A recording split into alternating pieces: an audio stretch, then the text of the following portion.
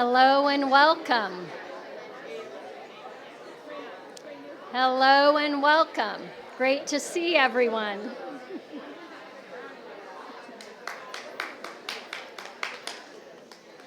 All right. So welcome and thank you all for joining us this evening, both those of you in the room and those of you joining us via live stream. Welcome. The format for the evening is first we will have a keynote by Rob, and then he will be joined on stage with his two discussants. And then we will open it up for Q&A with all of you. So there'll be a good 20 minutes for that, so be thinking about your questions. So hello, I'm Kim Meredith, and I'm Executive Director of the Stanford Center on Philanthropy and Civil Society, known as Stanford PACS. And for those of you who are new to us, we are a research center, and we are a research center where scholars, practitioners, and leaders come together to explore ideas for social change. We are also the publisher of the Stanford Social Innovation Review, which I know many of you enjoy. So we have three goals, and they are: one, to expand research in the field of philanthropy and social innovation; two, to increase the talent pipeline of scholars, practitioners, and leaders; and three, to improve the practice and effectiveness of philanthropy and social innovation. So tonight is a very special night for me. Since June of 2009, I have had the absolute honor and delight of working with and supporting Rob Reich as one of our three Stanford PACS faculty co-directors. I am sure that there are many others of you in the audience who feel as I do, that it is energizing and inspiring to arrive at this moment in time to celebrate Rob's new book, Just Giving: Why Philanthropy is Failing Democracy and How It Can Do Better. This book marks a major milestone and collection of 2 decades of Rob's research, teaching, and policy ideas into one concise and thoughtful and provocative book, challenging all of us to reflect on important questions. So why should we care about philanthropy and tonight's topic? As Alex de Tocqueville noted in the early 1800s, and as Rob shared in his book and in the recent SSIR article, Philanthropy in Service of Democracy, volunteerism and the spirit of giving have been a part of American history and are the underpinnings of our society. But something is changing. In 2017, $410 billion were given in philanthropy, 2% of GDP. But there was a startling nuance. 1% of donors gave 49% of the gifts. Let me repeat that. 1% of the donors gave 49% of the gifts. That's $200 billion. So where's the little guy or the everyday donor or people like you and me? So 80% of giving is driven by individuals. In other words, you matter. 15% of giving of that $410 billion was by foundations and 5% by corporations. And these percentages have held true for the past 40 years. Yet in the past decade, the percentage of households participating in philanthropy dropped from 66% to 55%. Since 2000, there are 20 million more non-donor households, the highest percentage of non-givers, almost half of US households. And in 2014, volunteer rates hit an all-time low. What's going on? Is income inequality crowding out everyday giving? In this morning's Chronicle of Philanthropy opinion article, Rob wrote about Giving Tuesday, which is today, and so there's still time for you to give if you haven't. On the heels of Black Friday and Cyber Tuesday, related to holiday retail sales, Giving Tuesday celebrates its 7th year and, importantly, engages infrequent donors and everyday donors, such as you. Last year, it moved over $300 million in one day. As Rob may expound tonight, and quote, Give everyone the same tax incentive to donate, not just the rich, end quote, which was the title of his opinion article today. With that in mind, let's go to the discussion about the troubling ethics and politics of philanthropy. Please join me in welcoming Rob Reich, featured scholar and author of Just Giving, Why Philanthropy is Failing Democracy and How It Can Do Better. He is a professor of political science at Stanford, faculty co-director of Stanford PACS, and director of the Digital Civil Society Lab at our center. And he is also faculty director for Center in Ethics and Society. And I want to take a moment to thank Ethics in Society and Joni Berry and her team for being a co-sponsor this evening. Thank you. And our discussants are, and they will join Rob on stage after his keynote, Mariano Florentino, Tino Cuellar. He is board chair for the Center for Advanced Study and Behavioral Sciences, former director of Freeman Spogli Institute, where we sit today, and Stanley Morrison, professor of law and professor of political science, all at Stanford. And he is a board member of the William and Flora Hewlett Foundation. And Nicole Taylor, Vice President of Arizona State University Foundation, ASU, and incoming President and CEO of Silicon Valley Community Foundation. And prior to ASU, Nicole had roots here at Stanford. She served as Associate Vice Provost of Student Affairs and Dean of Community Engagement here at Stanford. With that, please join me in welcoming Rob to the stage.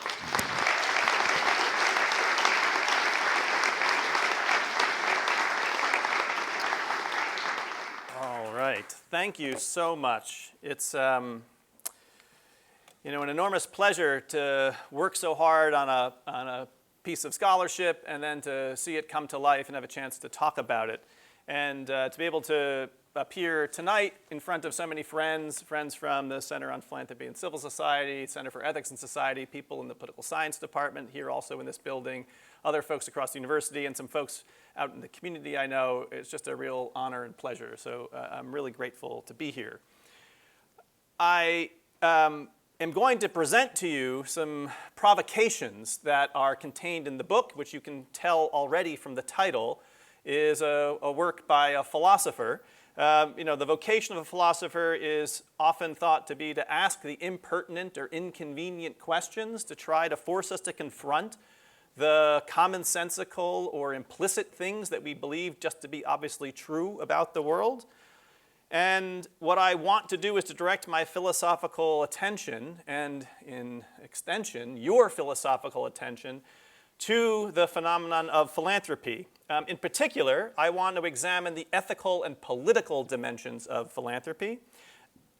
In particular, how the act of giving is not the unassailable or automatic good thing that we often think it to be. If you just took away one message from the book, I think I could reduce it to the following. It's the idea that both scholars and citizens need to pay far greater attention to the phenomenon of philanthropy in American society, in a democratic society in general, and that philanthropy deserves, more than anything else, our scrutiny, not just our gratitude. So, I'm going to start by giving you a couple stories to orient you to why you might begin to have some skepticism, why you might want to scrutinize what seems like a default praiseworthy activity, the direction of some private assets to some public or other-facing purpose. And what I want to do is try to dissuade you, even though I know it's going to be difficult, from taking this as a kind of moral inquisition about you as a philanthropist. I want to come at this question as a political philosopher. That's my training. So although I will talk about the activities of particular philanthropists or particular foundations, or talk in general about the activities of individual donors, I want you to think here about the policies and social norms that give structure to and shape the act of giving. And that really is my target, is to get us to consider whether or not the policy framework that we have to give shape to philanthropy is something that forms the activity of philanthropy that works to support democratic governance and democratic institutions, or by contrast, as I worry is the case, instead works to subvert and undermine democracy. And it ought not do that. So, 2 stories to get you into this. I'll share with you a bit after these 2 stories the constructive or redemptive part of the book, but I'll be much more telegraphic and just announce a few conclusions about that, and then I'll hope that we can talk about these in more detail. And I want to add that it's a huge honor to be joined by Tino and Nicole, both of whom are coming back to Stanford, so this is in certain respects their home, have incredible careers, and super eager for the conversation that's about to come. Okay, 2 stories. One story is about ordinary charitable giving, and the other story is about big philanthropy. So I want to start with a story that's a true story. It's a story about me, and it's likely a story about many of you in the room as well. I've lived here in the Bay Area for over 20 years, and when I had kids and was beginning to think about where to send them to school, I enrolled them in the local public school here in the area, and on the first day of school, got home from the school a set of materials that involved registration and introduction to the district, and a note that said, "Dear parents, we're so thrilled to have you in the school district. Your expected but voluntary contribution this year is $2,000 per child."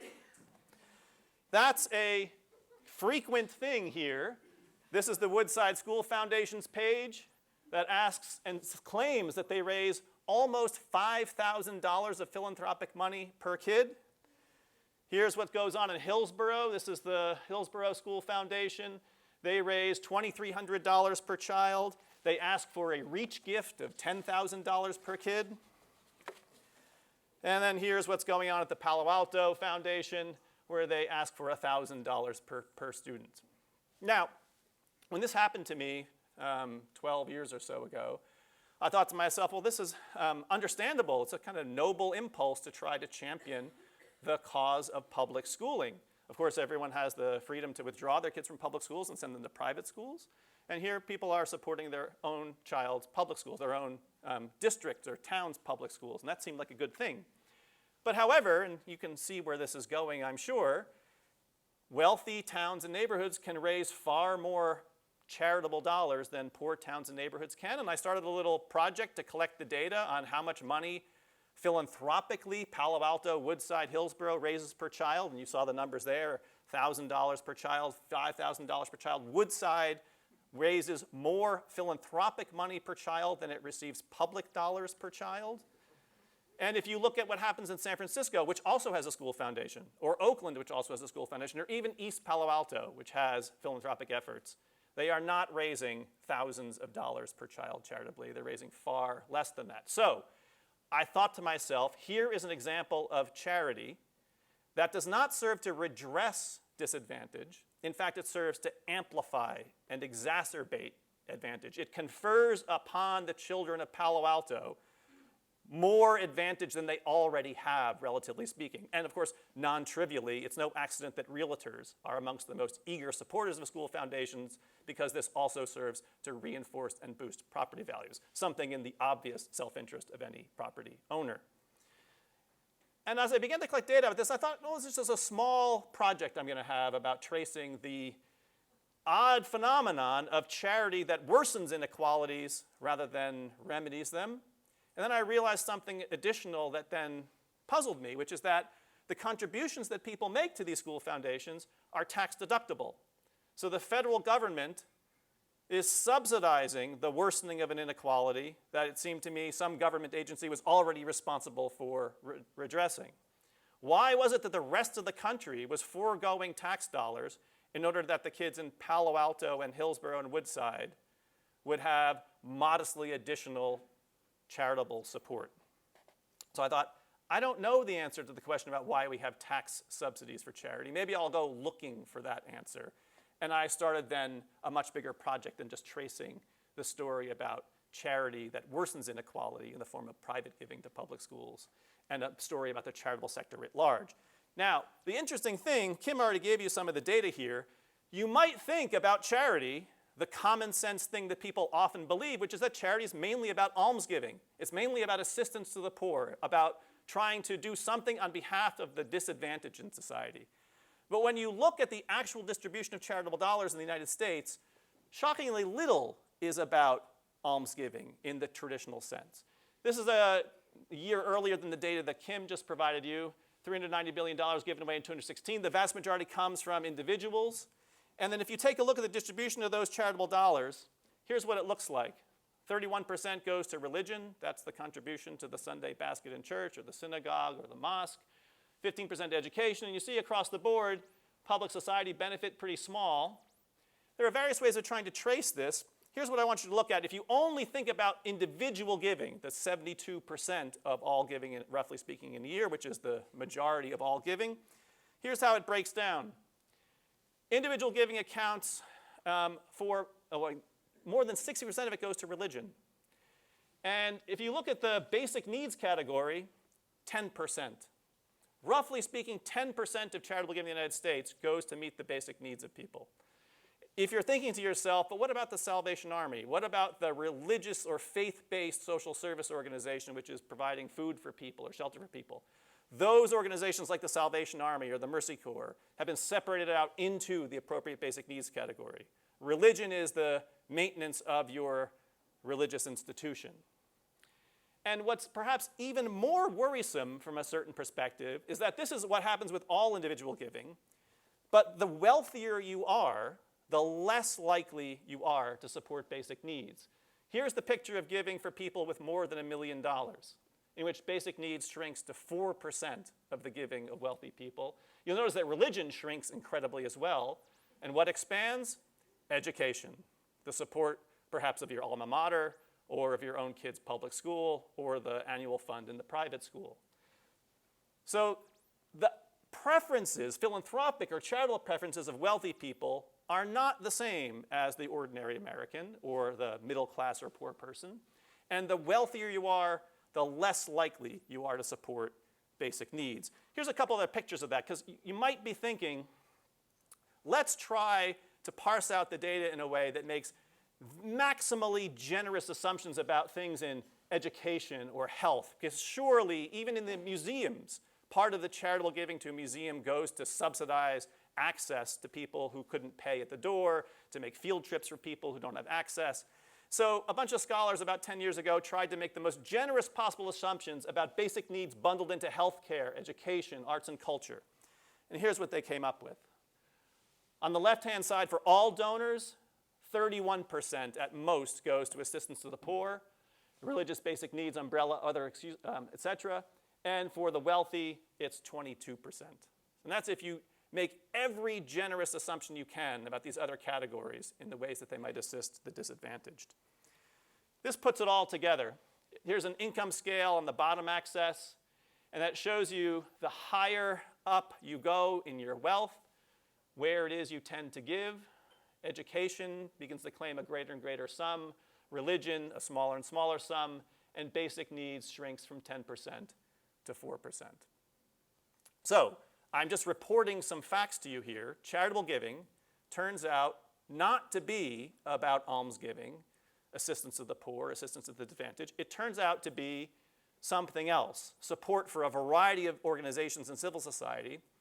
And if you ask social scientists for the single best predictor about whether someone will make a charitable donation or not, the answer to that question is whether someone you know asks you to make a charitable contribution. Your Facebook friend who says, I'm doing the leukemia race and I'd like some money to support me.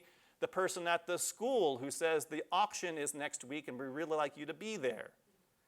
Those are the things that kick charitable dollars out of people in general. And since people tend to know other people in their own income class, wealthy people tend to ask wealthy people for money and prefer wealthy people preferences. Poor people tend to ask poor people for money and tend to prefer poor people preferences, and so on. Charitable giving is not much about almsgiving. It's about something else. And you'll see later on that I'm going to come back and say this is not as much of a problem as I've tried to make you think it is just now. Second story is about big philanthropy. It's about the work of foundations and big donors, people with millions and millions of dollars. I want to start, as I start the book, with a story about this gentleman, John D. Rockefeller, who set the template for the private foundation in the United States. He had amassed the largest fortune ever to have existed about 100 years ago. And after having made a ton of money, he was religiously motivated, and he really wanted to return some of his money to society. And he was besieged with all kinds of people asking him for money all the time. And his wealth was so large, he had the equivalent at that time of several billions of dollars in today's money. And he wanted to set up a large general purpose foundation, something that would have a general mission to support people not merely locally, not merely nationally, but even globally, with very few particular causes that had been chosen. It was the support of humanity as such. He had an advisor named Frederick Gates. There's Frederick Gates. Gates told him that, I don't think the foundation will be able to be set up in New York State where Rockefeller lived. We should go off to the US Congress, and we should ask for a special bill to authorize the creation of the Rockefeller Foundation with this general mission, with this enormous mountain of wealth. And Gates told Rockefeller that he was aware that the foundation would be so large that its administration, this is a quote from Gates, Frederick Gates, would be a matter of public concern, it would be a matter of public scrutiny, and indeed of public criticism. Now, you might think, why is that? Well, Rockefeller goes off to the US Congress along with his advisors, and a number of interesting things happen. This is President Theodore Roosevelt, Teddy Roosevelt, who had just stepped down from office when Rockefeller went to Congress. Roosevelt commented the following about Rockefeller's idea of creating a Rockefeller Foundation, quote, "No amount of charity in spending such a fortune can compensate in any way for the misconduct in acquiring them." The sitting US President, Taft, called on Congress to oppose the creation of the foundation, describing the effort, quote, as a bill to incorporate Mr. Rockefeller himself. This man, Samuel Gompers, was the head of the American Federation of Labor. Of course, Rockefeller had been engaged in various forms of union busting in his money-making part of his life in Standard Oil. Gompers told Congress the following, quote, "The one thing that the world would gratefully accept from Mr. Rockefeller right now would be the establishment of a great endowment of research and education to help other people see in time how they can keep from being like him."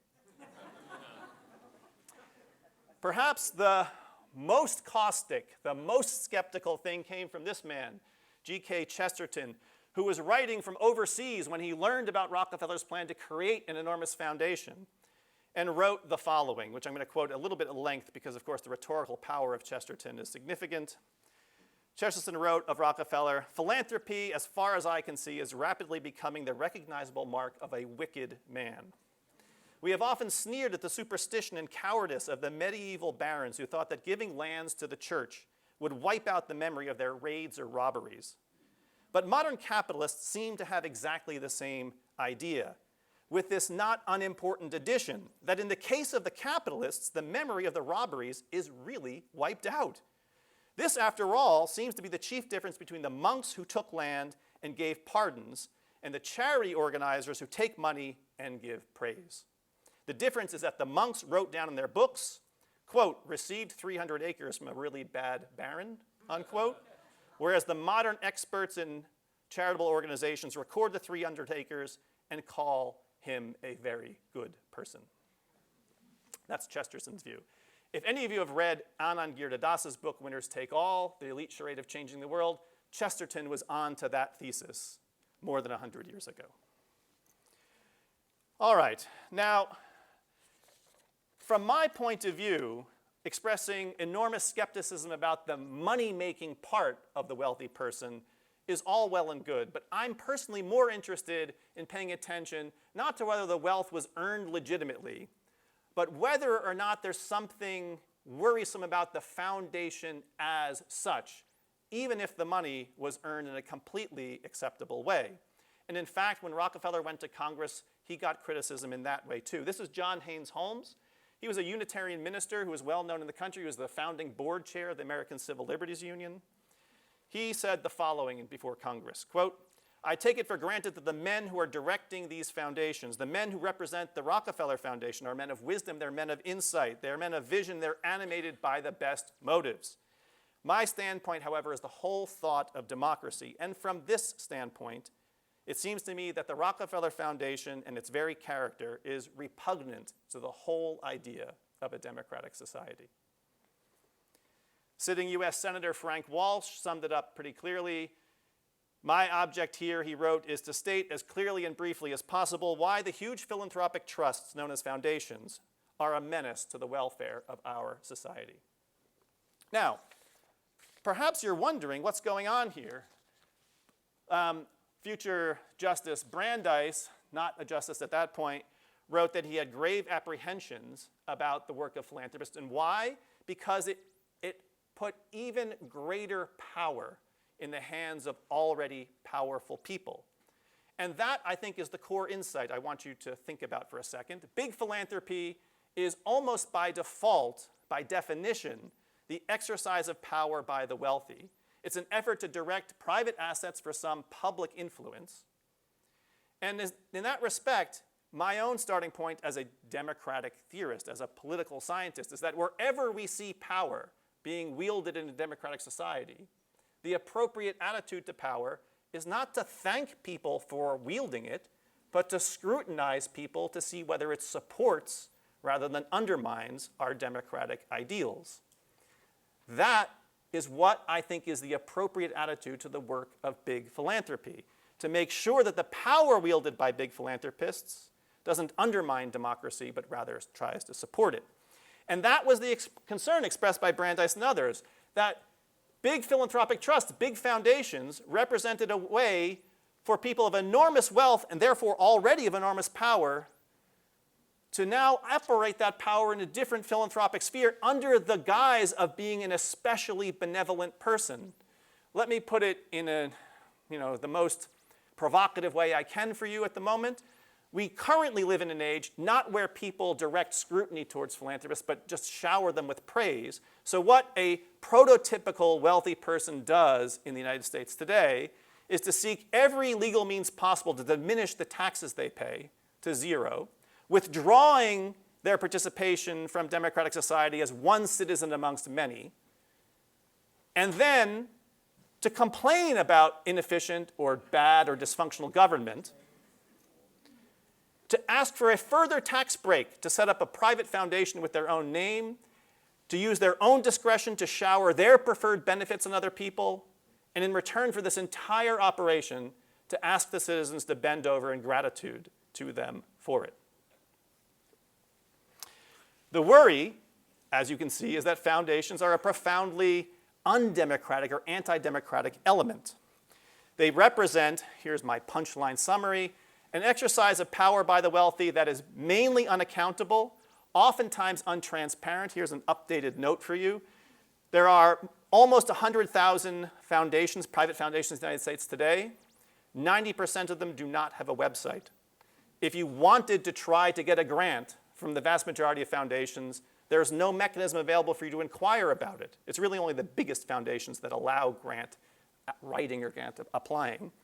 And what we have today is celebration of philanthropists, where the Gateses are Times People of the Year, Bezos and our local folks, Zuckerberg and Chan at the Chan-Zuckerberg Initiative, are routinely celebrated for their enormous philanthropic acts. Now, let me be clear.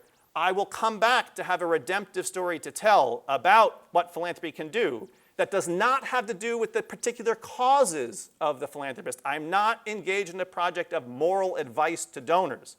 I'm engaged in a project of asking, can we have public policies and social norms, to put it again provocatively, that successfully domesticate plutocrats to serve democracy, rather than affording plutocrats an even greater stance, an even greater amount of power outside of their market power now in the world of philanthropy. Here's a little bit of information about the growth of foundations. We live in an age, I said before, where we celebrate them.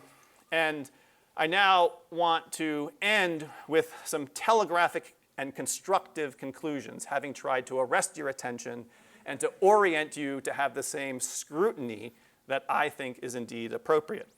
So you could call this the redemptive part of the talk, that there is indeed a redemptive part of the book. It's not merely criticism. I want to divide, as I did with my stories, the redemptive part into two parts. There's how our public policy and social norms should treat ordinary donations, the kind that you or I make on Giving Tuesday, and the work of big philanthropists. So what I want to start with is the ordinary giving. I think there are two important things that we should do in terms of policy and social norms. So the first has to do with the tax code and the way that tax law helps to shape charitable giving. If any of you had filed your own taxes, which the vast majority in the room of you have done, you know that you can take a deduction for your charitable gifts if you are an itemizer. That is a systematically plutocratic bias in the policy mechanism that shapes philanthropy. What do I mean by that? It has what's known as the upside-down effect. On the left-hand side are the tax brackets in the United States as of 2017. Let's imagine that I'm in the let's say we'll take one person at the top of the income scale and one person at the bottom. So I'll use Tino and Nicole. Tino, you're the rich person, and Nicole, you're the working class person. Let's say Tino makes a $1,000 donation to a local soup kitchen, and Nicole makes the same $1,000 donation to the same local soup kitchen. So the identical social benefit has been created. From the standpoint of the soup kitchen, there is nothing different. They've received $1,000 from each of them. What the tax deduction means is that for Tino, he's subsidized at his tax rate of 39%.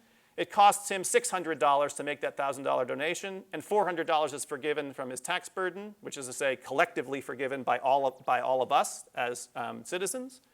That $1,000 donation by Nicole, subsidized at the rate of 10%. It costs her $900 to make that $1,000 donation, and $100 is subtracted from her tax bill.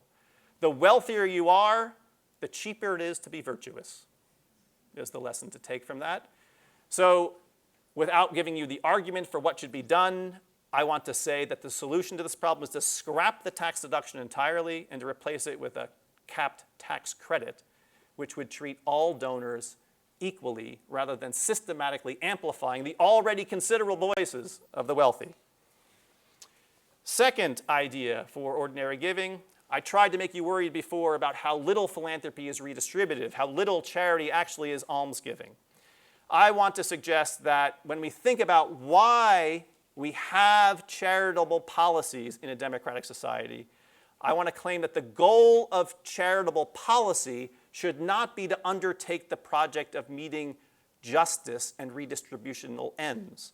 Instead, what's valuable about charity is the diversity and pluralism of associational life and the ways in which the idiosyncratic preferences of every single person in this room, some of you supporting an organization which I would think is trivial and maybe even bad to support, but each of us making our own decisions about what it is that's important to champion and to create a diverse and contestatory civil society that is apart from government. So to put it in the wonky political theory or political scientists speak, what I'd say is that what's good about charitable giving is that it partly decentralizes the work of the orthodoxy and majoritarian decision-making in government in terms of the production and distribution of public goods. It's a good thing partly to decentralize that amongst all people so there can be a championing of diverse ideas and preferences in civil society.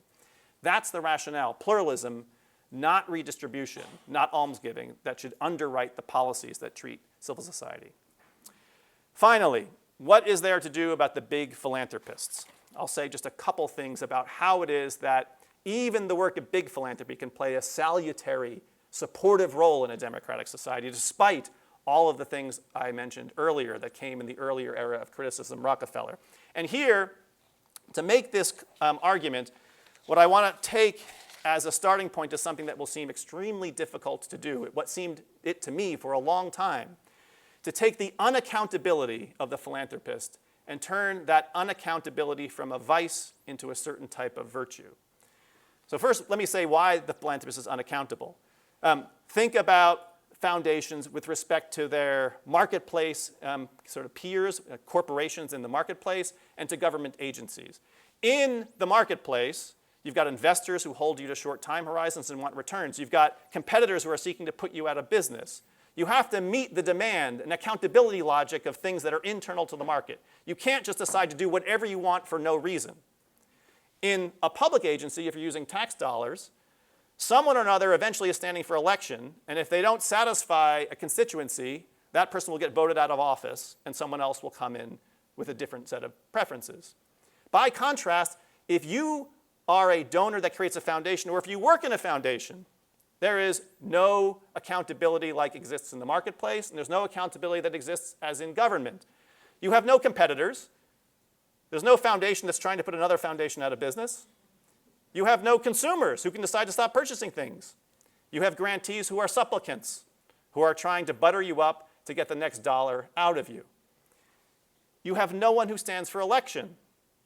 You can't decide if you disagree with the Gates Foundation's education policies that it's time to vote the Gateses out of office, as you might do with the school superintendent. All you can do is what? Write a letter to the editor? Complain that the district shouldn't take money from the Gates Foundation? Big philanthropy is fundamentally unaccountable. How can this be made from a vice into a virtue? So here, I'll share with you a similar institutional design and then wrap my story up. If you work in a foundation, you probably have something to say on behalf of your work. You might be feeling a little defensive now after this talk. So I'll try to redirect the attention at me for a moment. I benefit from an institutional design that renders me and my work completely unaccountable. I have tenure. It took me a while to get it. It wasn't automatic. It didn't come from my work in the marketplace. But I'm insulated from basic performance measures of my output. I can say what I want. I can write if I feel like it. I can publish if it suits me. I basically have to do the basics of my job, and Stanford or any other institution can't fire me. Why would this be a good thing? You probably wondered that yourself. Isn't this a recipe for laziness, for a lack of performance? What tenure is to scholars, the endowment is to a foundation. It's an unaccountable entity. Now, I and every professor will die, so I don't exist in perpetuity. Foundations are legally designed to exist forever. That's an extraordinary form of unaccountability. I'll tell you a story about what might make tenure defensible that you'll see I want to try and do some work for what foundations can do too. Here's how it goes. As an unaccountable scholar, what I can do and what other tenured scholars can do is now begin to take longer time horizon, riskier, more experimental approaches to scholarship. I can decide, you know what, I need to learn 2 new languages. I need to go study in some other country for a long time and do field research. Or I need to sit in my den and think about some math theorem for years and years. Or whatever the scholarly enterprise is. And it might amount to nothing. It could come to dust. And in fact, if I don't take those risks, I wouldn't be taking advantage of this tenure privilege that I have. So a whole bunch of that scholarly research turns out, in fact, to pay off. It's truth-seeking. It's knowledge-producing. And it wouldn't have happened, I submit to you, in a for-profit company or in a government agency, where they don't have the permission to think over long time horizons and to be as risk-taking and as experimental as a scholar does. Now, mind you, you might be thinking, well, is that really what scholars do? Are they risk-taking experimental? It seems like a kind of conservative group of people overall. And maybe that's right, in which case, so much the worse for tenure. If what tenured professors do is make little small ball incremental additions to knowledge, publish 1 article a year that's a review of someone else's work, then put us all on 5-year renewable contracts with some performance measures for our output, and nothing about the world changes. To make tenure defensible, it should be this long time horizon, risk-taking experimental research productivity, where a lot of it will fail. So that's what I think should happen in the world of foundations. In foundations, foundations are a great source of risk-taking for social problem solving. Because if the government agency wants to take a 20-year bet on how to solve climate change, where the first 5 years the money will just be upfront investment with no return, well, probably that person doesn't get elected again. The marketplace doesn't have a similar incentive for long time horizon research and development. Foundations can do that. Foundations can take what I call a discovery approach. They can be an experimentalist agent for social problem solving in a democratic society. Or to put it in the wonky phrase, what big philanthropy can do is represent an extra governmental mechanism for social innovation and risk taking. And here's the last bit. The key here is that even the largest foundation can't take a successful innovation and run it for all people for all time. To use the lingo of the Valley, the ultimate scaling mechanism of a successful philanthropic innovation is the government. That's the place that has the money to take a successful philanthropic innovation and bring it to scale. Think here of the Carnegie libraries. Andrew Carnegie did not say, let's try out this fantastic new idea of providing free access to books and knowledge to all citizens. I'll build a library in every single town and I'll pay for it forever. The idea was, we'll try it out. If people like it, they'll eventually ask their representatives or local agencies to fund it. And that's indeed what often happens. A successful philanthropic undertaking takes long time horizon bets, engages in the project of social discovery, and humbly presents the successful ideas as an audition for the stamp of democratic approval and legitimacy, usually from the government, in taking that idea to scale. So with that, I'm going to take my leave, invite Tino and Nicole to have a few brief remarks, and then we'll have conversation here on stage. Thank you.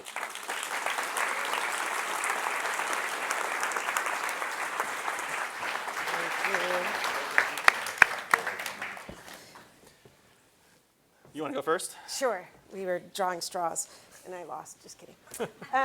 So one, thanks for having me here and being back. This is like coming home. Did my undergraduate and graduate work here and worked here, and so it's great to be back here. And was at a managing director of the Haas Center when the PAX was just incubated yes. there. So this it feels like I've come full circle.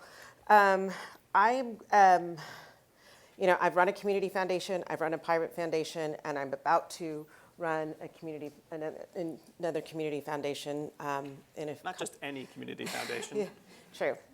Not just any community foundation. In a couple weeks, I officially start.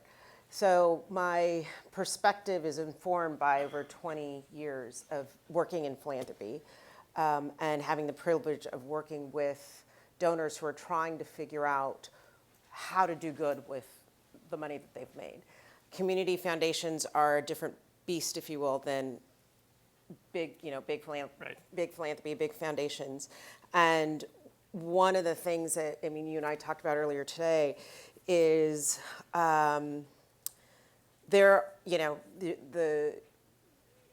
you hit on some really, really critical questions. And I hope you continue to ask those hard questions. And while you are doing that, I'm going to borrow a phrase from your book about being how do you pronounce it anyway? Presentist. Yeah. I cannot ignore the work that's in front of me. Mm-hmm. And I cannot ignore the fact that we have these philanthropists, we have these foundations, we have these donor advised funds, we have these donors who are trying to figure out how to do some good. Yes, they get the tax deduction, but how do we help them do some good? And I have to say, I believe there is a reckoning that we are experiencing, particularly here in the Valley, on all sorts of fronts. And philanthropy is in that bucket. And at the Community Foundation, where I'm about to lead and have the honor to lead, that conversation is ripe, and it's ripe with the donors who are part of that foundation. I was at a dinner last night where several of us were around the table talking about housing in this region and what that really means, and how as philanthropies can we actually join with government and companies and community organizations and low-income housing builders and all of this, and what do we bring to the table? Well, yes, we bring capital, but we bring the risk capital that the government can't possibly provide. And we're talking, 5 Bay Area counties and countless jurisdictions, and it's a regional problem that takes this. And so that that is starting to happen, and I feel it and I see it already, that people are recognizing that they do have a role to play in the philanthropies that they've already set up. So while I love that you're asking these questions, part of what I feel my responsibility is, and the responsibility for those of us who work in philanthropy, is to take that and say, okay, well then how do we actually work to support our democracy? And I personally don't think that we are the greatest threat to democracy today. So how do we really think about what our contribution is to democracy today, while you all here in the places like Stanford get to really wrestle with this longer term question. Today, literally, 43 foundation leaders signed a letter begging that the Mueller investigation be protected for its independence. So something is shifting. I think people who are in this business as CEOs, or the philanthropists themselves, realize maybe there's a different way that we can go about looking at our role in democracy and our role in making our communities better. And so I'm a little biased. I think community foundations play a critical role in that. I think we can bring people to the table. We bring different voices to the table. We are far more accountable than private philanthropy is.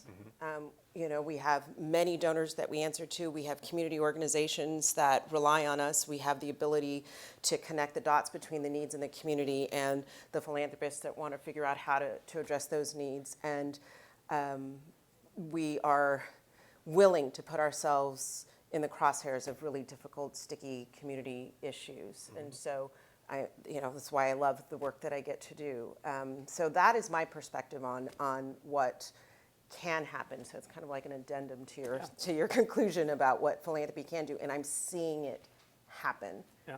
I think we're waking up to there's more we can do here and should be doing here, and not just by ourselves.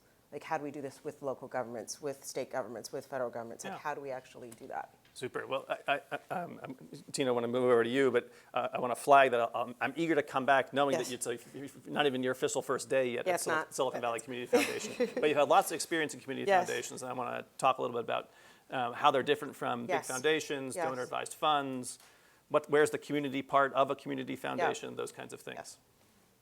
So it's an honor to join Nicole, to join Rob. I will say that I have admired Rob since I was a grad student in political science, and he was the new hotshot assistant professor in the department. And I continue to admire him even after I realized he was not the former labor secretary. Yes. Yes.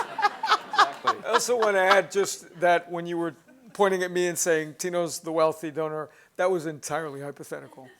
That's totally hypothetical. So we philosophers are good at the hypothetical examples. Yes.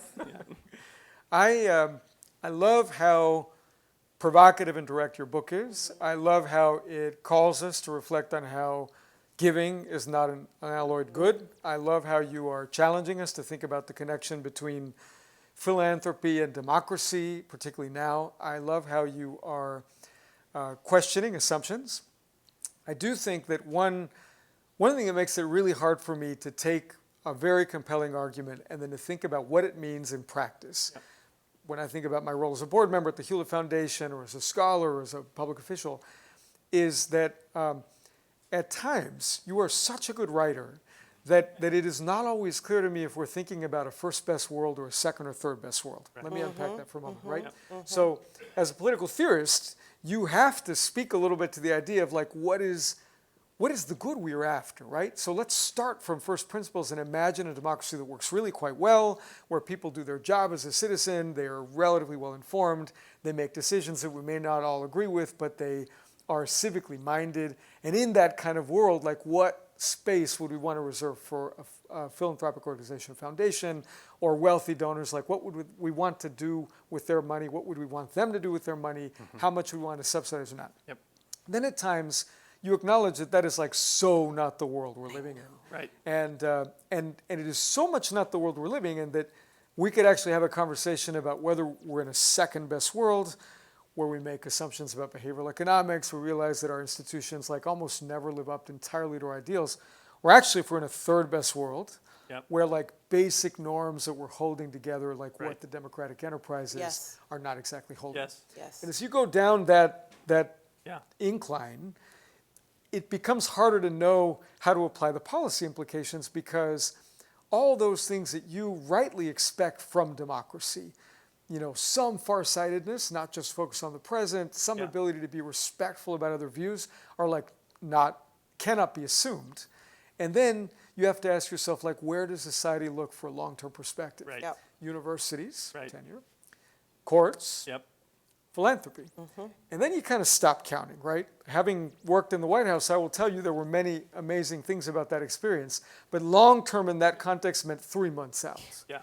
Maybe, right? Right. More frequently, it was what's going to happen in the next 48 hours. Right. Like maybe you expect that to some degree. Yeah. But so then these conversations about massive issues that are affecting us, the kinds of things that drew me to being involved with the Hewlett Foundation, like how does humanity deal with climate change that is going to really potentially wreck the lives of our kids?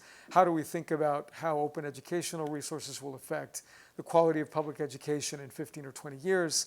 How do we think about the health of Congress and understand that to be a project not of 20 months, but again, 20 years, 40 years? That has to happen somewhere, right? Right. Right. And so I sort of reluctantly and almost tragically conclude that that space requires a lot of room to operate. Now, I will say this. It's important to distinguish between what is sort of legal and what is appropriate to exalt and support. And so to me, like one of the most powerful parts of the argument go to forcing us to ask not only like, what do we expect from a philanthropic institution in the abstract, but like, what do we think about this or that work Right. on education or on Right. climate change Right. or on performing arts? Yeah. How do we weigh the commitment to maybe ideals that are associated with a donor about focusing on Bay Area performing arts versus the fact that if you go to the Central Valley, Yes. people are not getting access to the same degree of performing arts? Those, to me, are the hard questions that you are forcing us to ask. Right. But as a general matter, Yeah. I prefer to live in a world where some institutions can take the long-term perspective. Yeah. Yeah. Okay, so let's get into this. I think this is such a super interesting and it's a conundrum for a philosopher, and it's a conundrum for all of us as citizens. First best, second best, short term, long term. We have these urgent needs in front of us, and you're telling us to think 20 years from now on these really hard problems. So let me use a couple examples that I brought up in the talk and see how you would think about this. So let's take the local education foundation thing. So when I talk to people about this, and I'm sure if you've been involved with this too, you've heard this conversation, people will say, quite forthrightly, the problem is the school finance system in California. The problem has to do with the way Sacramento allocates money, public money, to schools. That's the root cause of the problem. And it seems really hard to solve that as an ordinary person, one citizen amongst all the people in California. But what I can do as a donor is at least support the local public schools through the local education foundation. And people will say, I try to provide what a really decent education is by topping up philanthropically what there is publicly. Okay, so they're doing something good. They're supporting the public school system. It's a second best world because the first best world would not have any need for charitable donations to the public institution of the schoolhouse. But here's the conundrum for me.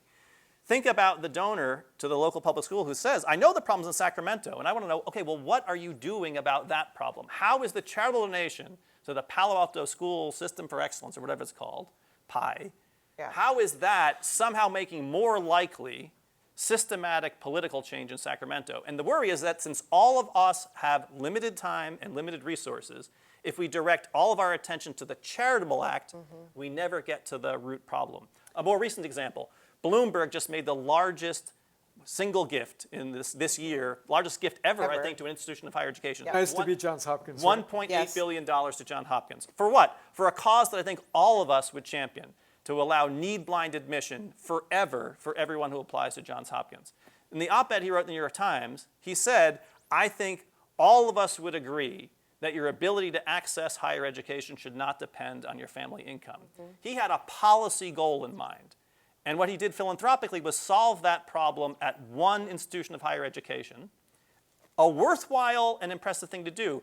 How does it forward, I want to know, the policy goal of making it more likely for all people? And I worry, of course, there's the reverse effect. Now, does every legislature think, oh, we're also for need-blind admission. You president of a university, go find your own Bloomberg. Not for us to solve. Right. Well, so Well, in some states, that's kind but- of what's but- happening. Because let they're me de-investing give you in just that. one example that goes even one step further from the examples that you gave in the same domain. If it's off-putting and potentially troubling for somebody who's not in the position to write a $1,000 check but is trying to hold on to a little studio apartment in Palo Alto, Yeah. to be presented with a piece of paper that says, we think you're not a good person if you don't cough up $1,000. Right. Imagine what it's like to actually click through a website, which is what you have to go through in certain school districts to actually register your kid, and then find that you get to the last piece of it and it says that your voluntary donation is required to complete Right. the registration. Right. Right. That surely is a terrific example of the frustration that you're voicing. Yep. So leaving aside like that, which I think is rather scandalous, I do think it gets complicated because the hard question in a society that is really averse, perhaps for good reason, to saying we're going to allow the donations to happen, but only for good public policy goals, because we have a kind of freedom of speech ethos, is to then weigh the benefits and the costs of Yep. actually undoing the whole Right. mechanism that sustains a separate sector from government and business, Right. at the cost of then allowing a bunch of donations that do nothing to reduce inequality. But I do think, in a way, when I hear you say this, it seems to me that a lot of your problems are with inequality and wealth, and not just with foundations. So when you were giving that example, my mind went in a totally different direction, because what I wanted to do is what community philanthropy does. I was like, what the community foundation or a conglomerate of donors in a local community should be doing for those parents is, this is where the problem is in Sacramento. You can actually help contribute to helping change, helping to deal with the inequality, or helping to make sure that there's preschool education for everyone in our communities.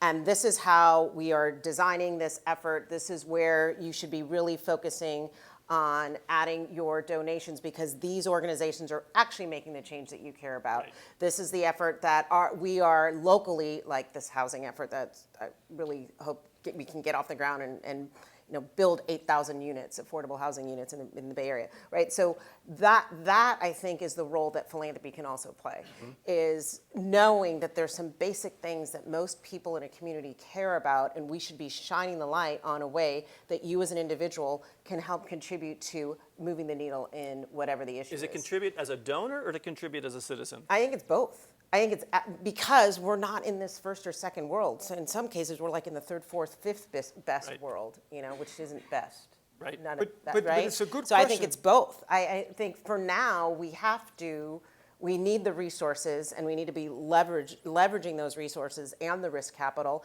and we need people to step up. We need people to vote. We need people to show up at town hall meetings. We need people to show up at city hall. We need people to show up in schools, at the public institutions, and hold them accountable. And then actually also holding local community organizations accountable. And you do that by writing a check or not writing a check, or actually asking for, what is your impact? Yep. How are you really, making a difference with the kids, or, in cultural institutions or whatever? I agree with that, but I think one of the difficulties is that sometimes solving a problem that meets a real human need, like getting housing built or dealing with climate change, is not the same thing as fostering participation. Right. So this is like a problem not only for foundations, but for society writ Yes. large. that Everybody. We have Yes, to be willing all of us. to trade off like participation and inclusiveness as against the goal of meeting a particular human need. But I agree with your premise that if we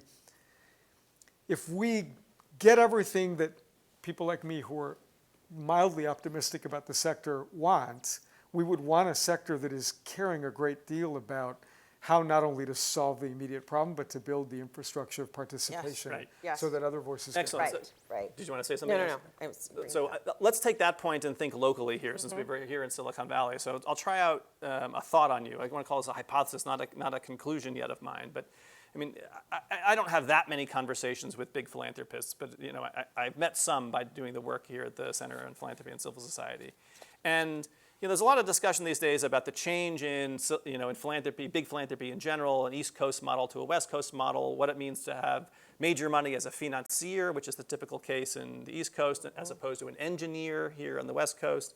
And I get the sense sometimes that Silicon Valley philanthropy attempts to do what used to be something that was thought to be a negative. It's a social engineering. So you're an engineer in your day job, and engineering is a good thing.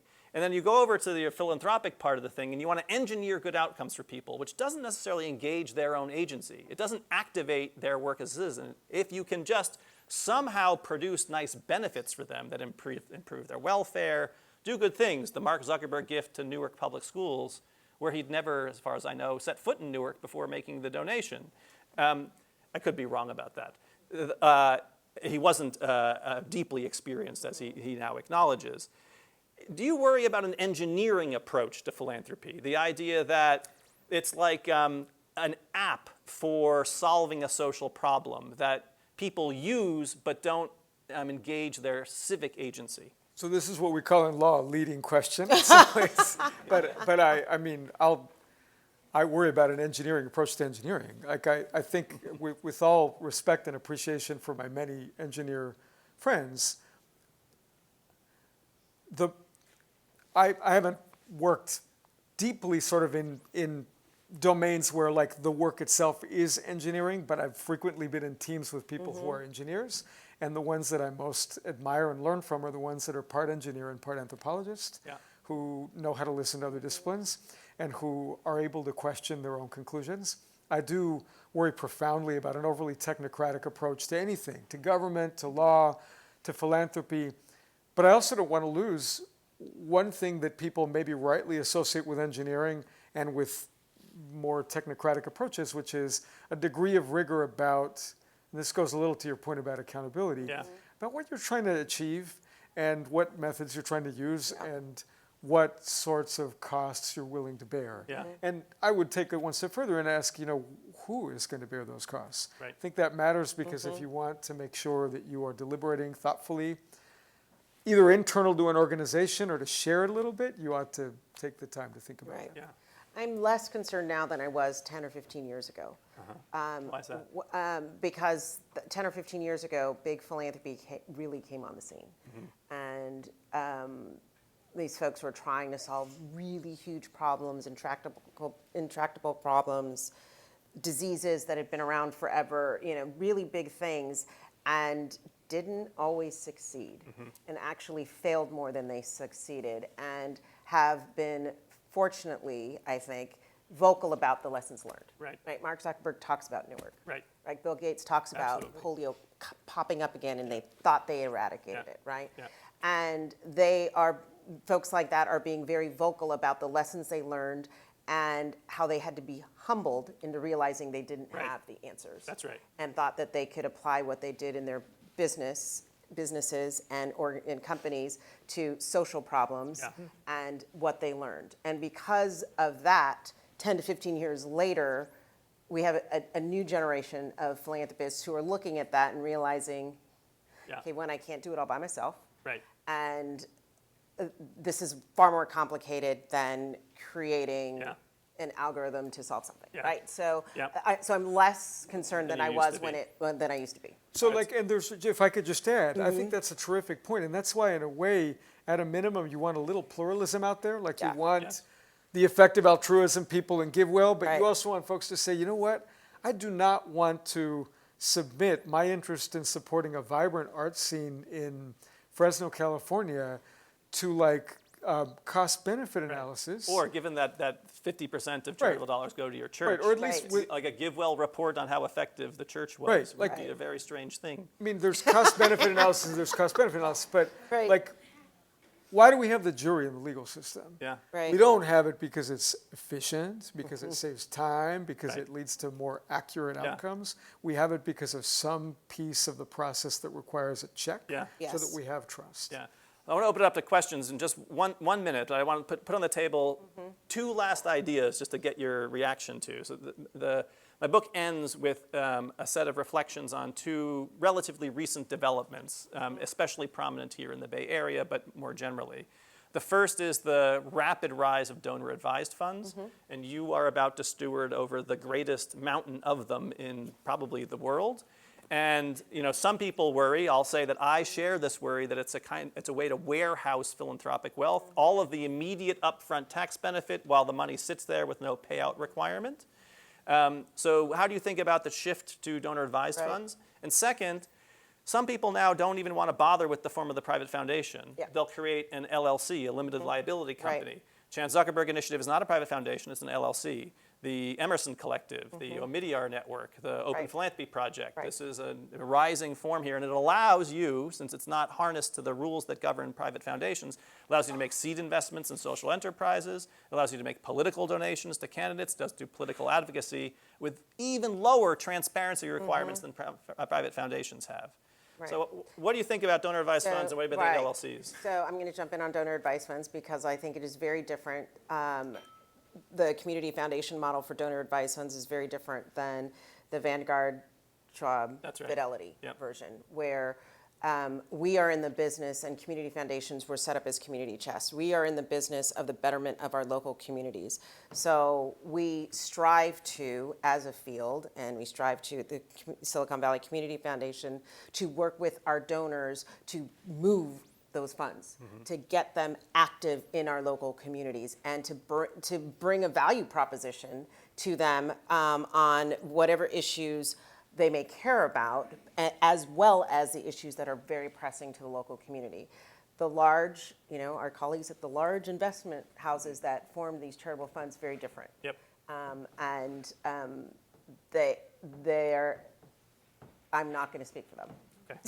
I can't. I represent a very different model of, Yeah. similar, tax deductible model, and that's where the similarities similarity end, ends. yeah. And so, they really, I said a reckoning's coming. It's coming for a lot of folks, but Right. that's a very different model. So I want to put that out there. That it's very different for us. So I want to reflect a little on your question, but I want to go back to where you ended, which Yeah. was with tenure. Yeah. I think you underestimate the extent to which people with tenure are accountable in some sense, and I think maybe we sometimes underestimate the extent to which private foundations at least can be accountable. Yeah. So in both domains, there are norms, Right. people who get fired for misconduct. In the foundation context, CEOs get fired. And I do think ultimately it is important to recognize that because people are people Yep. and they're motivated by multiple factors, one wants to sort of build a regime of accountability that's partly about your peer group, your Yeah. norms, Yeah. how do you explain what this institution is doing, Yep. and some degree of ability to challenge it. Right. So I think your question about LLCs versus private foundations to me maps onto this broader issue of, to the extent there is some limited but important accountability, how does the sector as a whole keep it?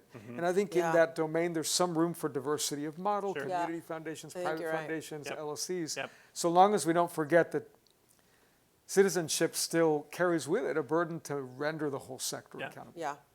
Yeah, well, we'll end this part of the conversation by saying I flirt in the book with the idea that the kinds of loose accountability, the social norms that hold me accountable as a tenured professor about my reputation amongst my peers, which will plummet dramatically if I stop publishing and will give me less ability to navigate the institution, might be exported to the world of private foundations and LLCs. Imagine there were informal peer review exercises for foundations, which allowed beneficiaries, grantees, and other foundations to examine in a non-binding way the strategy and supposed outcomes of the grant making. Or imagine that there was a demand for a public long-term impact strategy or statement. I mean, take the lessons of my colleague Paul Brest and apply this kind of strategic approach mapped onto a longer time horizon rather than just something that allowed you to have a strategic approach on any time horizon. I think those could be potentially useful innovations in philanthropy. Okay, let's turn the floor over to all of you. There are people around the room with microphones, and if you raise your hand, someone will find you, and you can start with the question. We'll start over here. Thanks, Rob. I have one quick clarifying question, and then a bigger question. My first question is about health. The statistics you gave on percentage of donations that are supporting health, would that include something like rehydration therapy that I would think of as a basic need, or would that be like Alzheimer's research? Because I'm curious to understand the growing gap. And then the second is on what advice you have in the field of CSR, because you mentioned sort of one of your policy recommendations specific to individual giving. But as we look at that small, tiny 5% of giving that's coming from corporations, I think a lot about sort of business and human rights issues and Right. CSR and what's the role of corporations in that. So I'm wondering what your advice is on how we try to grow that number responsibly in a way that doesn't get us into some of the pitfalls that you've highlighted in Yep. individual giving. Thanks. Good. On the first question, how do you parse out rehydration therapy? Is it basic needs or is it counted in healthcare? The graph that I showed initially, which didn't try to then make the generous assumptions about these different categories, would have counted any giving to an organization codified under the tax code as a healthcare organization as giving to health, whether it was providing luxury suite for specialized surgery or rehydration therapy. The second set of slides I showed made these generous assumptions about trying to parse out exactly what goes on within a hospital, a nonprofit hospital, what percentage of charitable giving or philanthropic support goes to things like rehydration therapy as opposed to elevated specialized care or something like that. On the second question about CSR, this is the domain of philanthropy I probably know the least about, and I think you have some ideas? Well, then why don't you just go to you? Right. One, because we manage many corporate philanthropic dollars, but also worked with companies around how they can invest locally, nationally, globally. Was in a recent conversation, I think this is very telling, it was from the horse's mouth, with a CEO of a healthcare company and a CEO of a tech company. And the question was, how do we help generate it? They're like, you can't. We have to do it with our peers. Mm-hmm. We have to lead. We have to put the pressure on.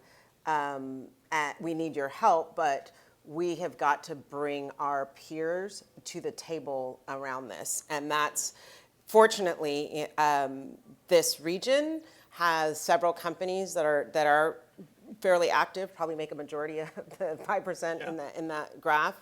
And I think it's incumbent on us as customers, as clients, as colleagues in philanthropy, as citizens, to ask what are the companies that take our money as customers are doing, and those of us who lead private sector companies and public companies, how are you influencing your peers to do that? And the fact, and these are two very philanthropic folks that I was talking to, and they said that they know that they have to step up because that's really where it's going. They expect me to say, hey, come on, your company needs to do better. It's different CEO to CEO. Yeah. Right? And watching that play out. So I think that's really, really critical. And acknowledge the power of the customer. They did. Take the microphone over here. It's Paul Brest. So I'm Paul Brest. I should disclose that I was president of the William and Flora Hewlett Foundation, so I come with a certain bias. I should also say that I am very pleased that Rob has tenure, that he's my colleague. And I think this is a very important book. Thank you. But Right. Yeah. I think the book is myopic in a fundamentally important way. Yeah. It ignores the corporate sector entirely. Mm-hmm. And if you were a corporation thriving on fossil fuels, on junk food, on guns or cigarettes, you would love to put foundations out of business because they are your biggest enemy. Right. I think it's Standard Oil that was the greater threat to democracy than the Rockefeller Foundation. If you look at the history of those two companies, one company and one organization, which do you think has been better for democracy over time? Yeah. Right. Great. I mean, this is a super important question. And I want to say, as a political philosopher, I have all kinds of things I want to respond to. But the book is not about what is the greatest threat to democracy. How should public policy treat the corporate sector? Should it allow monopolistic business practices to emerge over time in extractive industries that do damage to the environment, et cetera, et cetera? I have a whole bunch of things to say about that as a political scientist. What I wanted to do in this book was to train my attention on the public policies that treat philanthropy. So that's why I'm not as inclined to do what Chesterton did or Anand Giridharadas did and say, let's not even allow the reputation washing in the philanthropic sector of the fundamental ill-gotten wealth in the first place. And Paul, if you're curious, of course, I'm also in favor, no surprise here, of higher tax rates that wouldn't allow as great mountains of wealth to accumulate in the first place. That's about the treatment of wealth accumulation in the first place. It's about a set of corporate practices that you're interested in. And you're, of course, also correct that I would make the same judgment that you've made, that to American democracy, which was more consequential, not even making a value judgment yet about it, the Rockefeller Foundation or Standard Oil. Standard Oil was far more damaging than the Rockefeller Foundation has been. And I think there's a case to be made that over the course of 100 plus years, the Rockefeller Foundation has been more consequential, even out, in a sense, overcoming the bad stuff that happened in the corporation. But again, that's not my question. Independent of whatever's going on in the corporate sector, we still need some public policies and social norms about what happens in philanthropy. And that's what I meant to have given an answer to. If you had asked me, how should we handle monopolies in the corporate sector? How should we handle wealth accumulation more generally? I wouldn't have come up with a philanthropic answer. I'd have had a whole separate set of things to say, but that was a different book. I just want to add one quick thing, which is, I think Rob makes some good points, but to your point, Paul, it's important to put this in global context too, and to recognize how in some ways what we have in the US, however imperfect, is quite fragile, which is to say an independent sector that wherever the money came from is not controlled directly by government, not controlled directly by corporations. And you can illustrate this with the MacArthur Foundation or with Hewlett, for example. There are many others where whatever you say about their limitations, they are not basically vehicles to advance a corporate agenda. And that is remarkably challenging to find in a robust scale in other societies. I just remember a conversation I had with a really interesting guy in Korea who had spent some time in government, some time in the private sector. He said, these are the two things I admire the most about your society in America. One is your ability to have a strong national consensus about integrating immigrants. Now, this conversation occurred about 9 years ago. And then he said, the other thing I just admire is that independent sector you have. Like here, it's government, it's business, and there's very little in between. Let's take a question from the middle somewhere. Whoever has the microphone, find someone in the middle, please. So my point actually is that, kind of akin to what Paul said, is you really cannot separate. Can you hear me? Okay. Yes. Yeah. You cannot separate philanthropy as one piece from the overall society. Because take Europe, for example, where government takes care of all the basic needs, theoretically. You don't need that philanthropy. Whereas here, it's part of the social, economic design and the political design, where you have a robust private sector, you have government, but as a result of that robust private sector, as a result of the fact that tax rates are lower, society cannot, government by itself cannot take care of things that philanthropy has to. Therefore, you need this independent sector, and I agree with you, you need to regulate it, but that independent sector exists as part of the social design, the political design, so you can't really separate that. So in a way, you could almost argue that that sector and its independence is actually important as long as you regulate it properly. So that was my point. Good. I want to agree vigorously with you. And the idea behind the book is indeed to do what I think you're suggesting, namely not take the philanthropic sector in isolation in whatever country or setting it happens to exist, but to understand its relation to the marketplace and to public institutions in the government.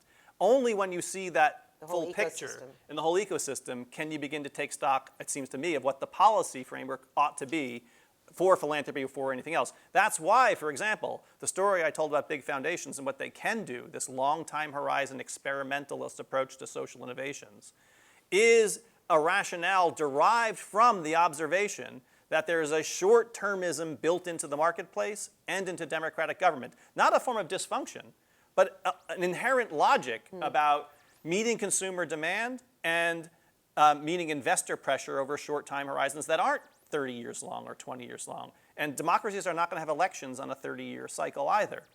That's why I think the distinctive role of big philanthropy is to take this long time horizon view. Let me put it in a way that I think we'll get back to the first best, second best questions up here. If you run a private foundation and you use the money in the private foundation to give it to the soup kitchen, you should not be doing that in a private foundation. That is meeting a short-term basic need. Open up a donor-advised fund to the Silicon Valley Community Right. Foundation and make a distribution from the donor-advised fund to the soup kitchen. That's great. You don't need the private foundation form to do that distribution. What you could use the private foundation form to do is long time horizon experiments, some of which will fail, but some of which will succeed, and that will be the benefit Yeah. to the overall society. Yeah. Over here, wherever the microphone is.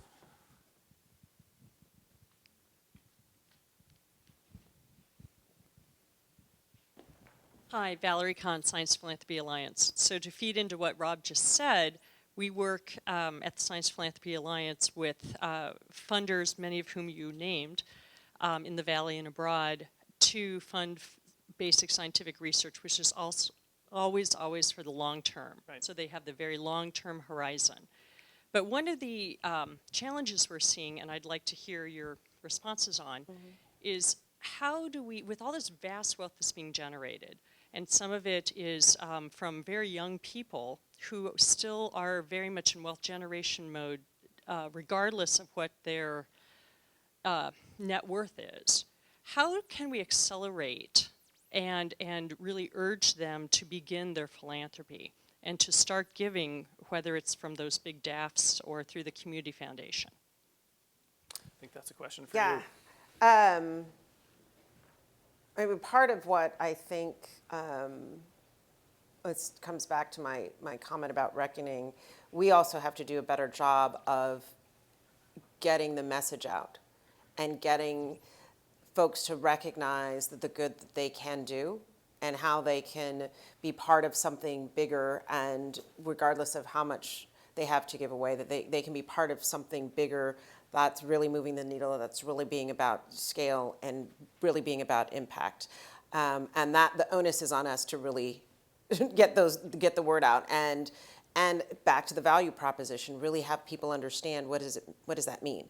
What does that mean to actually move money that I made to something that could be good? And how do I know it's going to make a difference? You know, the donors that we work with are able to be as philanthropic and have the amount of wealth that they have because they've been really good and scrupulous and rigorous in their day jobs, right? And so how do we assure them that we are as rigorous and as scrupulous about what can help make change in our communities? And you know, that's the kind of message, that's the kind of conversations that, you know, I acknowledge that, and I've been in this work for 20 years. It's something that we need to get better at. And you know, and it's a continuous, and it's showing up on every media channel. It's showing up in every possible way that in places that they care about, in audiences that they care about, and listening to influencers they care about. Like I said, with the corporate folks, right? CEO to CEO. You know, how do we help those messages get out? So it's pretty basic. It's actually not rocket science. All right, we'll come over to this side.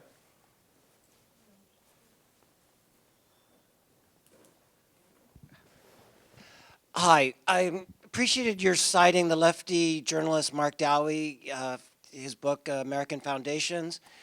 You brought up his story about George Soros as an example of philanthropic issue. But I was surprised you overlooked the chapter he had about utility deregulation in California, which specifically touched upon someone who's part of this world, who's spoken here twice, Hal Harvey, who in the 90s led the Energy Foundation, which has been criticized from many grassroots places in that book for driving an agenda that defended the utility companies against the grassroots, supported the bailout, and essentially led to the shock doctrining of California. And it reverberates to today when you have grassroots people wanting to create locally controlled utilities, taking care of local grids, and demanding that the utility put the whatever long distance lines underground. Right. But we have utilities that are untouchable. And I would argue that your center and you have a responsibility to do some scrutiny, because I don't think there's ever been any serious scrutiny of Harvey. And in fact, you cite him as an example of someone who's looked at philanthropy. So I would reverse your own critique, which I applaud. Yeah. But I think you have a responsibility. And in your tenure and freedom. I think, and furthermore, if you look closer, Yeah. there's serious conflicts to the corporate sector. Sure. And it's not just Rockefeller, Pew, and MacArthur, but some others that Right. are, I think, close to here. And so the question is how, Harvey, too close to this world for you to apply your critique? Yeah. But it's easy to do so to Soros, who's 3,000 miles away in New York. Good. So, okay, I want to be, I said this at the beginning of the talk. The book I've written and the talk I gave, the temptation is to begin to understand it as making a judgment about the work or the preferences of individual philanthropists. That's not what I intend to do. I'm not giving moral guidance. I'm not sitting in moral judgment of what it is that one foundation or one donor wants to do as opposed to another. So the story about Soros that you referenced in the Mark Dowie book is not about George Soros, his philanthropic preferences. The story, for those of you in the room, is when Soros was setting up the Open Society Institute, his suite of philanthropic entities, he did what most big donors do. He assembles a professional staff. They have a bunch of debates about what programmatic causes they should champion philanthropically, and they're about to launch and go public, and there's a discussion about what their final choices of their philanthropic causes are going to be. And Soros is alleged to have said by Mark Dowie, the investigative journalist, pounds his fist on the table and says, well, God damn it, it's my money, so we're going to do it my way. Right. And a junior program officer says, well, actually, Mr. Soros, about 40% of the money would have been in the US Treasury if you didn't stick it in here, so I think the rest of us ought to have some say, too. He was fired the next week. And the point of that story is not about George Soros's causes. The point of the story is about the tax incentives that subsidize all philanthropic activity. George Soros's, the Koch brothers, Tom Steyer, you pick whoever you want. I'm not judging their own individual giving preferences. I'm asking questions about why do we have tax-subsidized philanthropy in the first place? 120 years ago, when Tocqueville went around the United States, there were no tax deductions for giving. And yet we were the nation of joiners. Do we need tax-incentivized philanthropy that all of us pay for and currently massively subsidizes the voices of the wealthy over the middle class and poorer people? Why do we have those tax incentives? That's the question I want to ask. It's a fair question, but again, first or second best world or third best world, right? Like, if the alternative is like, oh, we're going to use a bunch more tax shelters in the Cayman Islands to get that money out of here, then it's not as easy a cost-benefit analysis. Right. But I think it's a fair question. I'll just add one more thing, which is the point of that story also is that we're talking about that story. This is my point about norms, right? And the norms may not be what they need to be, but maybe there ought to be a reputational cost for that kind of behavior if it's true. We'll come back to the middle.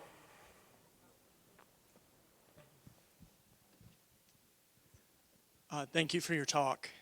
My mom is a cashier at Walmart, a brilliant, brilliant woman that raised me alone. As my new friend pointed out, Walmart may donate a lot philanthropically, but it doesn't really pay her living wage. And she doesn't have the legal protection to take off work to vote or really participate in a democracy or give philanthropically. Right. So given that so much knowledge is concentrated in a two-tiered system of society where people like my mom will never claw their way into a room of donors or into a room like this, how can we democratize giving, and is universal basic income one method to do that? Super. You want to start? I've got something to say. Go ahead. You want to? All right. So you ended in a way that I went in a direction that I didn't expect. And so I'll take the direction I expected just for a second, which was to observe that Walmart is paying people such small wages and then attempting somehow to rectify what might be a bad public image through their philanthropic activity. This is in part the Anand Giridharadas critique as well. The damage you do by daylight can't be undone by philanthropic moonlight is a nice line. That's not what you said. You wanted to know how it was that she, your mother, might have a greater voice, how we might democratize the opportunities for giving. So I'll give you a kind of wonky policy answer, and then I'll say something about universal basic income. The wonky policy answer is, at the very least, what our policy mechanisms should do is not afford a systematically greater incentive to the people who own Walmart, but afford an identical incentive to you in your mother, and everyone else who works there, in addition to the people who own Walmart, which is to say, to put it in the tax language, every individual should have an identical tax credit or a capped tax credit. So when Bill Gates uses his $3,000 tax credit for subsidizing his charitable giving, and I use my $3,000 tax credit, Tino his, your mother hers, then the rest of the philanthropic giving is, as it were, on your own dime. But the policy mechanism has treated Bill Gates and your mother in the identical way, which is not what happens today. It's plutocratically biased in the policy mechanism itself. Now, that's not going to do too much to improve your mother's overall standing. That's just going to allow her the same voice, as it were, in her preferences about charity. Universal basic income. Here, the way I think about this now is I have a bunch of views about whether it's a good policy idea overall, if we were thinking about a democratic society as such. I have some reservations on balance in favor, but here's what the philanthropic angle is for me. This seems to me exactly the kind of project that philanthropists can and should support temporarily as a social experiment. Let's not have the US Treasury or Sacramento pay for the universal basic income experiments in Stockton or wherever else.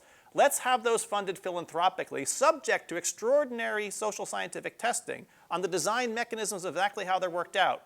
And if we see really good impacts from universal basic income, no philanthropist is going to fund that for every single person. Can't do it. There's not enough money. If you got all the money together in all of the philanthropists' banks, the only place to do it is to have that audition as a philanthropic experiment for scaling through the government.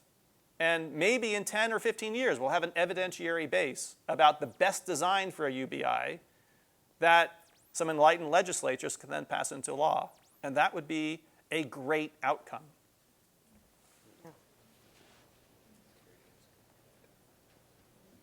Are we done? One more. We've got one more question over here. Yes. Hi, I'm Vic Vucic. I was at the Hewlett Foundation for 7 years and actually headed up the open education work.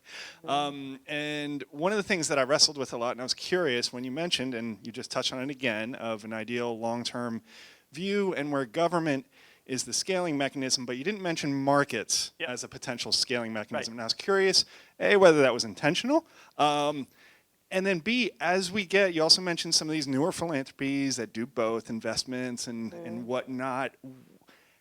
What do you need to pay attention to? How do you think about that and the dynamic between philanthropies, because they can even do it through PRIs, kind of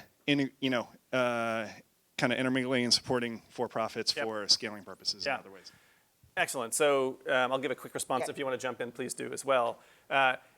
It wasn't intentional I didn't mention markets as a scaling mechanism. In the book, I mentioned markets. So for example, micro-lending was philanthropically pioneered and then brought to scale through ordinary for-profit banks. And I think there are likely to be other kinds of examples that could illustrate how this might work, the philanthropic handoff to bring something to scale. The kinds of things that I was talking about in the book, talk about in the talk as well, philanthropic assets as a source of experimentalism, extra-governmental experimentalism, for social problem solving. Now, markets can also be an agent for social problem solving, but not always in the same way. We shouldn't expect the market to solve problems in the same way that the government might. So I'm tempted to think, although I don't want to say that I'm so confident to claim this now with lots of evidence, that more often than not, we're likely to see philanthropic experiments brought to scale by the state because the kinds of social problem solving is more likely to be something that will be hard to make a profit from in the marketplace. But if there are experiments that are undertaken philanthropically with the handoff mechanism to the market that have a story to tell about why this is likelier than the government, I'm all for those too. So one of the things that gets to your points, and one of your other points, and I've been in this work for a long time, it is really hard to hand off to government to scale when we do something really innovative and successful, as you're shaking your head, in the philanthropic sector. And one of the ways that makes it easier is if we actually influence policy, which you said is part of the problem why that we might be, jeopardizing democracy that way.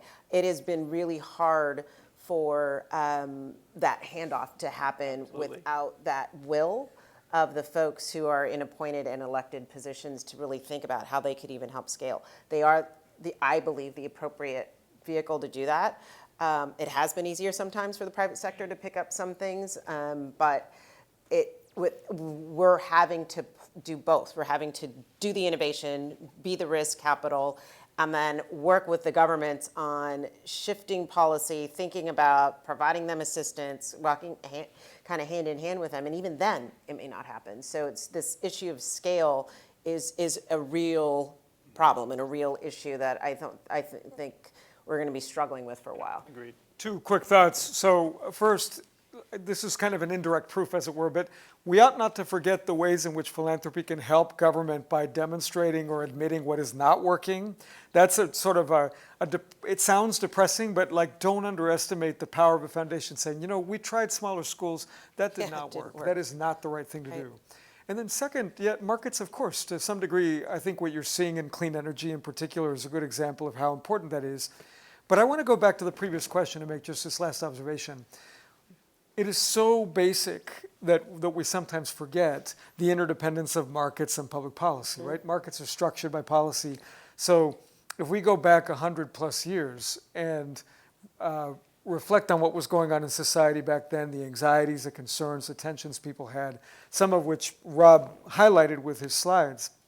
The historian Richard White in the history department here talks about how just striking it was that people understood at a visceral level that there was not a clean separation between the market and public policy. The debate was about how public policy might shape and structure the market, particularly around workplaces. So I would just note that one really interesting frontier, not only for philanthropy, but for anybody interested in government and in markets, is to think about what does the workplace look like right now? Yeah. Who controls the workplace? What does it mean to understand what plays out there, and how it is that people transact with that workplace and get not only income, but their identity from the work that they do? Over to you. All right, please join me in thanking Rob.